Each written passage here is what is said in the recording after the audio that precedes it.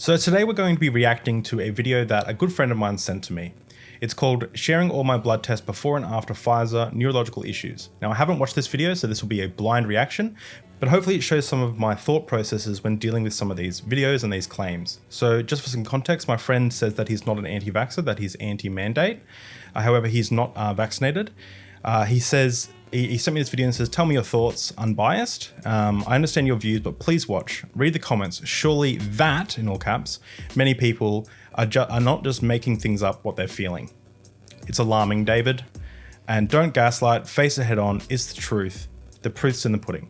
Now, first of all, I can really relate to some of these concerns that people have. Obviously, the way that the Covid-19 vaccination has been promoted and talked about and how much fear is going around is quite alarming, and it's quite fearful. So one last piece of preamble. I am not a doctor or a science major in any way. I've got no degrees in any form of science. However, I do have a great, strong interest in science, and I do spend a lot of time thinking about logic and reason and ways we can arrive at consistent belief systems.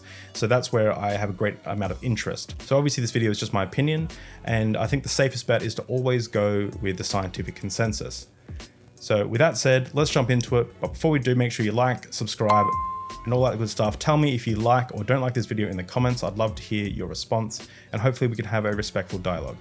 Let's jump into it. Okay, so sharing my blood test before and after Pfizer neurological issues. Let's jump into it. Then when you go to your doctor, they just tell you, oh, you're anxious, this is anxiety. Just go get some magnesium, all of your tests are clear, everything is fine. But you're still experiencing this problem. And of course, how can you not have anxiety when you have all of your muscles on your body twitching, you have some cardiac issues ongoing, and everyone tells you you are crazy. So this is something that really upsets me, and I find it disgusting, to be honest. So I want to stop it right there, because what he said there is that doctors are saying to him that these are just anxiety issues. So as someone who deals with anxiety myself, I'm going to look up panic attack symptoms. Okay, so for me, I've actually been to the emergency ward more than once because I thought I was having a heart attack.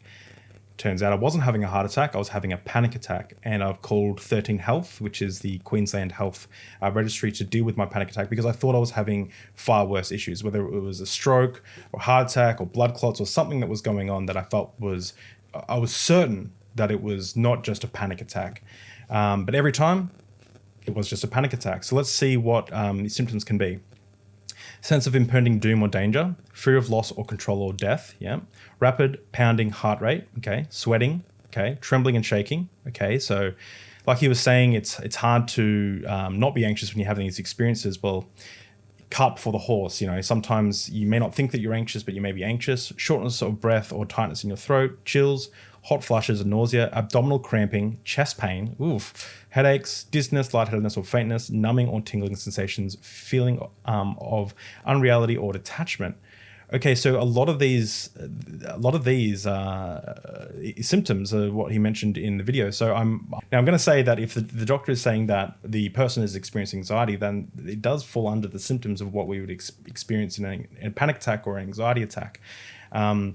Now, I understand also that this could be very hard for someone to hear because admitting that you have a mental health issue or anxiety or depression is not only sometimes embarrassing, it shouldn't be, and that's why I tell my story, but it can be a real big hit to the ego. So it can be something that's really hard to deal with and to face up to. Especially when you have this counter argument coming from the other side saying, no, all these symptoms, the doctors are lying, all these symptoms have to do with the COVID-19 vaccination. So you have these two competing ideas in your head, and it can cause the problem to actually become bigger and worse. Go straight into some comments. I've had what the neurologists deemed benign fasciculations for almost a year now. They started shortly after my second Moderna vaccine. Have not let up. They mostly started in my calves, but happened all over my body, including behind my ears and my temples. The neurologist told me that the vaccine didn't cause it. There was nothing he could do, and if I needed anxiety meds, I needed to see my primary care physician. No help. I would have loved to see this addressed in the treatment I found. So another thing too is just this is actually interesting because this is similar to what I experienced once. I was having my hands like shake and I was having twitches all the time in my calves, in my eye, in my hand, and it was causing me such a great amount of anxiety. And I went to the doctor, and I was like, look, I'm not anxious, but I'm getting these things, and they're just saying anxiety. It's just anxiety. It's just anxiety. And I'm like, no, like honestly, I think I even went and got an MRI at one stage. I think that was for something separate. I'm a bit of a hypochondriac, obviously, and they could find nothing wrong with me, and it just came down to anxiety. And the reason why I think it's probably come down to anxiety is because when I got treated for anxiety with both medication, SSRIs, and but mainly therapy, these things disappeared. So, I mean, this is obviously anecdotal, so it's anecdotal. Don't trust anecdotes, people. Trust the science, trust the data, but yeah, just interesting. So the thing is, I'm getting absolutely alarming number of people reaching me out with the same issue. I honestly didn't expect the magnitude of this problem. I believe it's going to be something really big sooner or later. I've been reached by people from. He believes it's going to be something big or big rather sooner or later. Well, obviously there's no evidence for this because if there was evidence for this, we'd hear this from the experts and the scientific consensus. We wouldn't be hearing this from Nick, 4,000 subscribers on YouTube.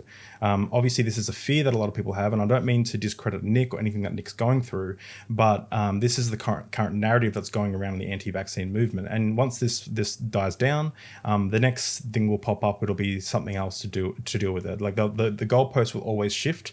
People worried that it was about 5G, that disappeared. We saw people worried about people leaking the vaccine and making people infertile. That disappeared. We saw the same conspiracies around people getting the vaccine and not being able to fall pregnant. That disappeared. And this will probably most likely disappear as well because there is no evidence to support it from any of the scientific consensus.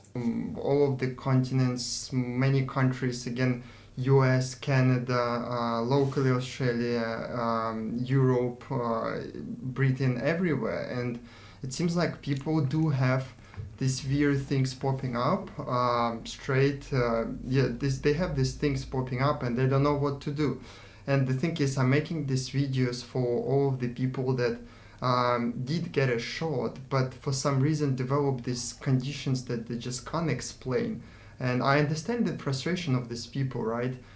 You wanted to help yourself, you wanted to help your family, and then you do it, and then suddenly you're getting some very weird issues, you're getting weird side effects, and then when you go to your doctor, they just tell you, oh, you're anxious, this is anxiety. Just go get some magnesium, all of your tests are clear, everything is fine.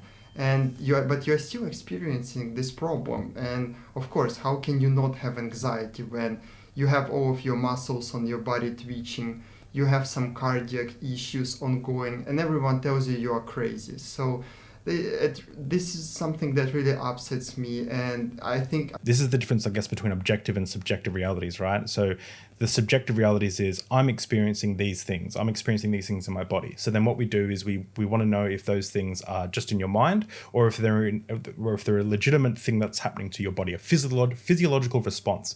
So what we do is we run tests on your body to make sure that everything is working physiologically well as far as we can tell. And when they all come back as clear, the most likely, and this is what science does, is it points to the most likely all the time, beyond reasonable doubt, the most likely answer is that you're experiencing some sort of anxiety. And it would make sense too, because another big talking point that anti-vaxxers have that I think is actually quite a good and a well-reasoned response is a lot of the lockdowns and the fear that's going around these days is actually causing people to have a lot of more problems with mental health, depression, anxiety, suicidal thoughts, and things like that. People are less connected, and we know that these things can add to some mental stresses. So I can totally see why this would be the case. And also, getting a vaccine can feel like a very invasive procedure. You're having a needle stuck in your arm, and you're injected with stuff, and then it does usually make someone feel crummy for a couple of days as your immune system starts to work through and build up those antibodies for the virus. So I can understand why people could arrive at this conclusion. I find it disgusting, to be honest. That's why I have no doubts that in future it's going to be a recognized problem, and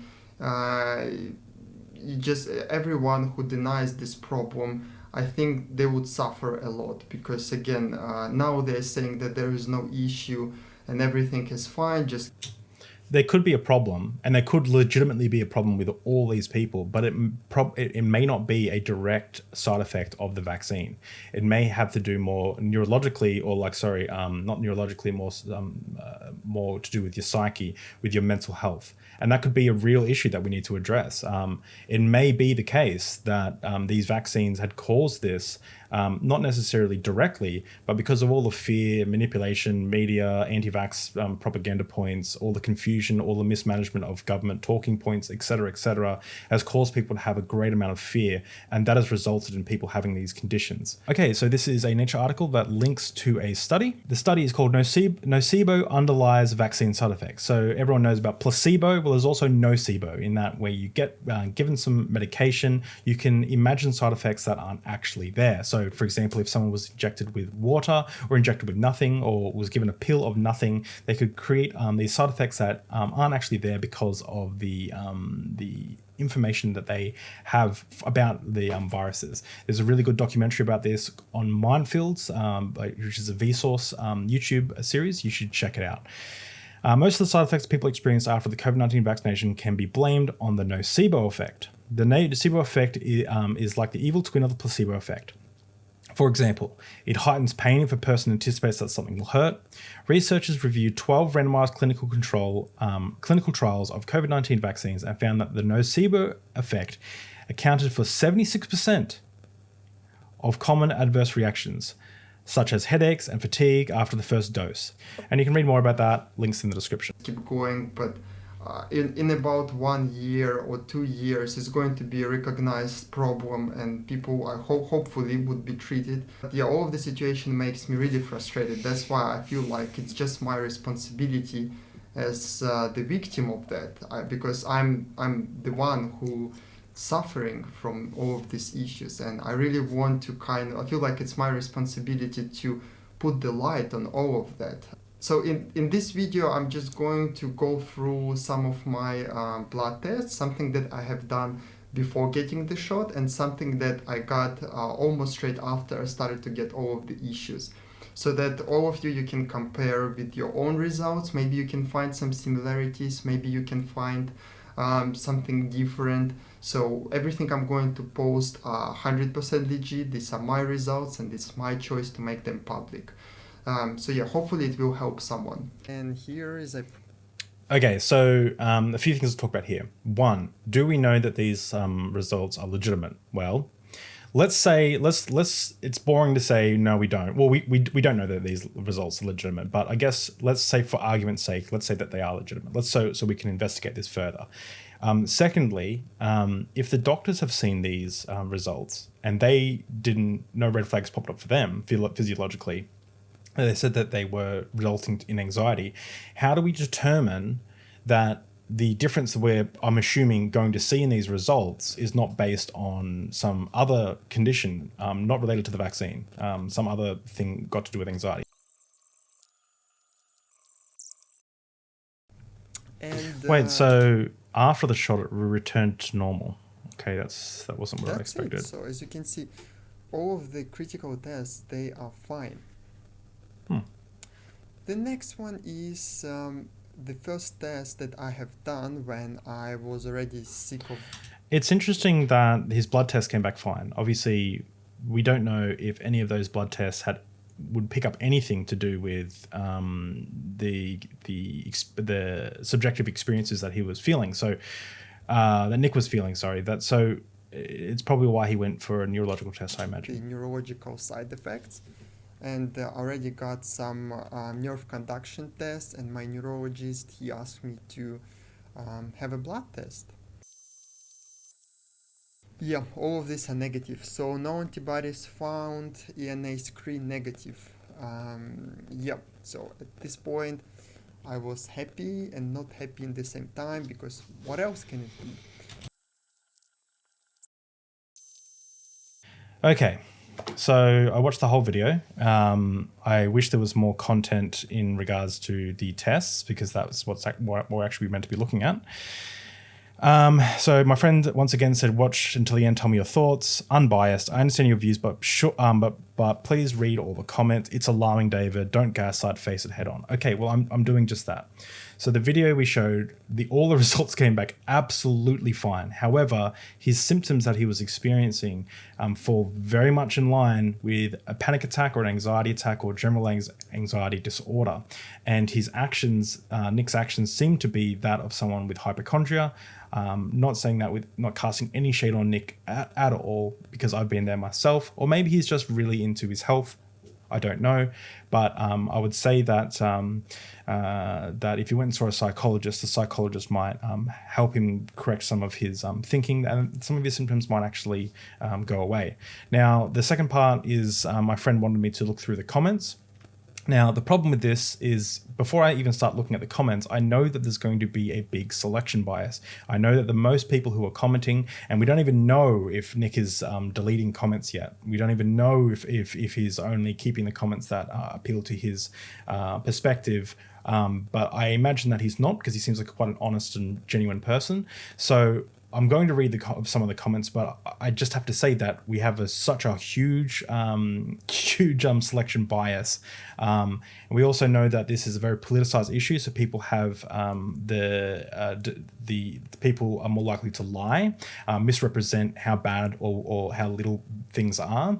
And we also know that we don't have any mechanisms to, well, I'm imagining that we don't have any mechanisms to actually draw a correlation between point A and point B. We can't say this person is experiencing these things because of B. We don't have that. We just have some introspective analysis from the people who are actually experiencing these symptoms.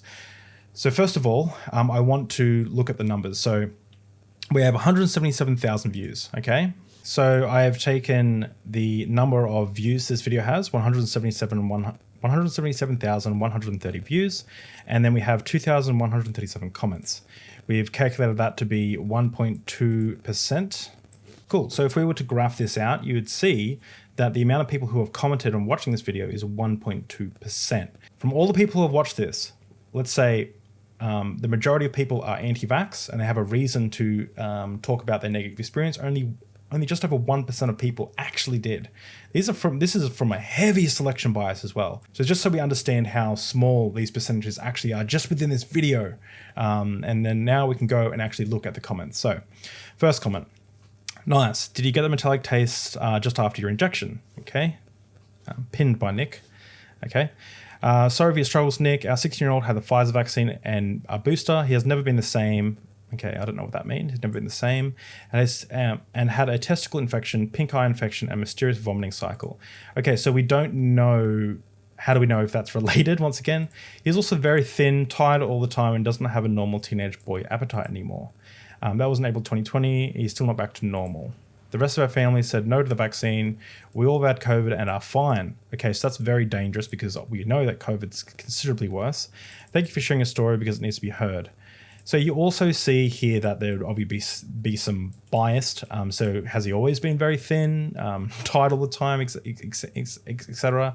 Amy's animals, she seems like an anti-vaxxer who obviously doesn't agree with vaccines. Her son obviously did get the vaccine, and I bet you if we had Amy's animals' son on, he would give more of an unbiased or more of a nuanced perspective of the situation, because never been the same since makes me feel like there's a little bit of, opinion going on there. It's gaslighting in optima forma and sickening indeed, Nick, and to call it anxiety. I've known people with massive anxiety issues for many years, and they have none of the physical symptoms you others are suffering from. Okay, well, when I had bad anxiety, like I said, I've been to the emergency more than once. I've called 13 Health many times thinking that I was having a heart attack. I drove home one day from work, because I thought my hands were turning purple. I literally saw something different than what other people were seeing. I took a photo and sent it to my friend, and he said, mate, you need to pull over. And I pulled over, and he said, you need to slap yourself across the face because your pants aren't purple. You're imagining things. Anxiety and panic disorders can be a very, very real and very crippling thing to deal with. And they can make you, they can give you physical symptoms, chest pains, lightheadedness, fainting, all these sort of things that I dealt with, every single one. So yeah, this lady, fabulously small, needs to do a little bit more research. It's utterly disgusting. My 36-year-old son in Perth, Western Australia, has been taken to the emergency twice in 1 week for all the symptoms of myocarditis, hardly able to walk. Now, she doesn't actually admit that her 36-year-old son has myocarditis, right? But have all the symptoms of it. Now, once again, we know that some of the panic symptoms can be the same as myocarditis. I imagine that she would mention that if you had myocarditis, but I imagine that the anxiety would be playing a pretty large role here. It says that it was edited. She was told it was stress. Okay, once again, if the doctors are telling you it's stress, and we can see why people will be anxious around these type of things, then you can see why this would be a more likely case. To try and imagine that every government around the world, competing governments from competing organizations who have in their best interest to call out the BS from other organizations, have all come together and have lied to the public and have injected themselves and their loved ones with this vaccine that they know is causing significant amounts of harm, more so than the virus itself, is something that I don't understand how anyone it's on the level of flat earth theories at this stage. Like, it is far beyond. There could be some other way that this conspiracy theory could work, but to try and make out that all these health professionals are just working in cahoots from competing organizations around the world, just I scratch my head. I don't understand this. The scientific consensus is still exactly as it was, in that getting the vaccine is far safer than getting COVID-19 itself. Media isn't covering any of people like you. The reason why media isn't covering people like you is because media essentially can be biased. I mean, like, half of the news organization, or most of the news organizations in Australia, are run by the Murdoch press. We know where things can go with the media. If you don't like the media, talk to your doctor. Okay, talk to your doctor. Doctors aren't media. Okay. Hey Nick, I'm sorry you feel like this. I'm in the same boat, and so I understand how frustrated you feel. And once again, I don't mean to have a go at these people, because I actually have a lot of empathy towards them, because I understand how emotionally draining and painful this experience can be. You're looking at all these people have these symptoms. You're in echo chambers that create these environments where everyone's talking about the negativity of the vaccine, and then the rest of the world is telling you, hey, it's actually fine, and it seems like a much bigger problem than it actually is, and it causes so much anxiety. So I'm not having a go at any of these people. I'm just disagreeing. Not disagreeing with their experience. I admit that they've had the experience. I'm just disagreeing with their conclusions. If we found a conclusion that wasn't non sequitur, then I would totally change my opinion. I would change my opinion in a heartbeat. My colleagues and friends, I think, were going crazy too and making up stuff not to get the second jab. It's disgusting indeed, and the way people think. So we're throwing around a lot of words like disgusting. It's not very nice, because they haven't been affected. It does no harm to others too. So once again, it does do harm to some people. There are some very, very rare side effects, but once again, getting COVID is far more dangerous than getting the vaccine. Far more dangerous. Like, not even comparable. Like, you couldn't even take this graph and compare it like this. You wouldn't even be able to see it. Getting the vaccine is far safer than getting COVID-19 itself. Thank you for exposing this, Nick. I hope many more will open up. May God bless you. We have many side effects cases here in, I don't know what that flag is, sorry, but authorities turn their heads the other way or deny. So these authorities, once again, are the same people who take the vaccine themselves. And the thing is too, this has become so political that a lot of people may just turn their heads and deny these things. And there needs to be a good discourse around these side effects, these extremely rare side effects like myocarditis or something like that. So the problem is that people don't normally build logical thought processes. They don't weigh the data consistently. So we know statistically that it's much safer to get the vaccine. However, people will go with their gut feeling and go with their fear. Now, when I got the vaccine, I'm as pro-vax as you can be. I've created a website called safeandvax.com. However, I still had fear around getting the vaccine. It's important to admit that it can be a scary thing because there's a lot of misinformation floating around everywhere. But we still know it's the safest thing to do. And we know this because the scientific consensus has made it very clear. I'm glad someone is researching this because I sure as hell don't trust the medical professionals or government. Okay, so first of all, Nick sounds like a great dude, but he's not researching this at all. In fact, he went and got the information from his doctors. It all came back A-OK, and yet he still is insisting that the doctor's prescription of its anxiety or stress is not accurate. So there is no research here. There is just someone prescribing their bias for the rest of the world to see online. We are listening to all of you. This has to be known. Thanks for sharing. Okay. Thank you for sharing. Dr. Malone has. So once again, we haven't discovered one pro-vaccine comment here. Mine might be the very first when I release this video. I'm sorry this is happening to you, love from Minnesota. The gaslighting of people affected by adverse side effects professionals is unlike anything I've ever seen before. Now, I have to admit that there is a good chance that people are being gaslit. And essentially because it's become quite a political issue. So I'm not going to continue reading these comments because obviously we don't have a causal mechanism to obviously look at any of this. This has just been my opinion, and hopefully you can see some of my thought processes when dealing with a video like this. My perspective is these vaccines are very, very, very well understood and studied. There have been countless trials checking the efficacy and safety of these vaccines. If so, they wouldn't have gotten through the TGA, which has some of the strictest guidelines in the world. So to the people who may be concerned about vaccines, I totally understand your concern. It is a horrible situation that the world has been put in. The governments have not done a good job at explaining the risks. Nick, I'd love to have a conversation with you if you want to have a discussion about any of this, because I imagine you probably disagree with some of my my perspectives, but I'd be totally happy to change my mind with new evidence. And I'm totally happy to have a discussion with you about this because you seem like quite a reasonable person, and I'd love to have a conversation with you.